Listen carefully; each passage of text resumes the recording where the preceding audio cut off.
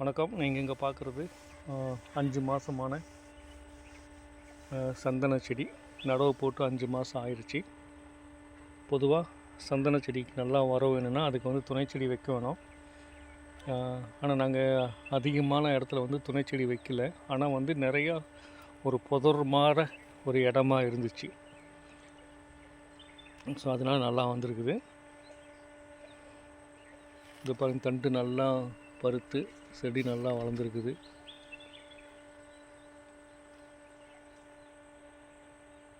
இதுக்கு வந்து வேலி மசால் நிறைய முளைச்சிருக்குது, செடி பக்கத்தில் இருக்குது. அதுதான் அதை வந்து அது துணை செடியாக எடுத்துருச்சுன்னு நினைக்கிறோம்.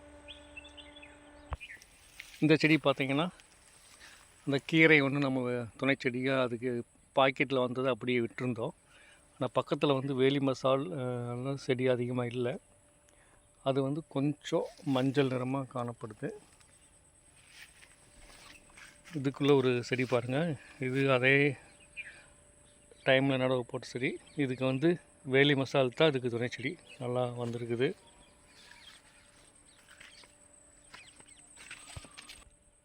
ஸோ இதுவும் பாருங்கள் நல்லா வந்திருக்கு. இந்த செடியுமே சுற்றிலும் வேலி மசால் செடி தான். இதெல்லாம் பார்த்திங்கன்னா உங்களுக்கு இன்னும் 5 மாதம் தான் ஆயிருக்குது. 5 மாதம் கரெக்டாக முடிஞ்சிருக்குது. நல்ல வளர்ச்சி. இந்த இடத்து ஒரே செடி பாருங்கள், அதே டைமில் வச்சது.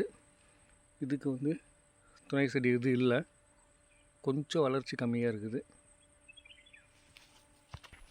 சந்தன செடி வந்து புதர் மாதிரியான இடமா இருந்தால் நமக்கு துணை செடியை வந்து அதிகமாக அந்த ஹோஸ்ட் பிளான்ட் வந்து அதிகமாக தேவைப்படாத மாதிரி தெரியுது.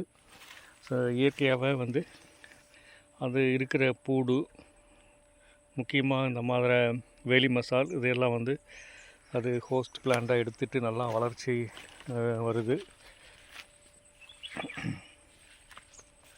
பொதுவாக சந்தன மரத்துக்கு வந்து நம்ம ஹோஸ்ட் பிளான்ட் வைப்போம். துவரை இல்லாட்டி அகத்தி, சவுக்கு இந்த மாதிரியெல்லாம் வைப்போம். இங்கே ஒரு செடி பாருங்கள், வேலி மசாலுக்குள்ளே தான் இருக்குது. இதுவும் நல்லா வளர்ச்சி.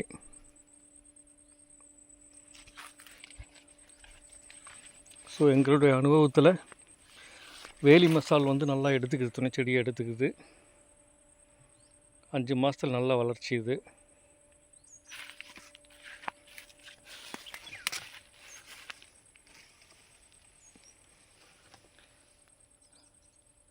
வணக்கம்.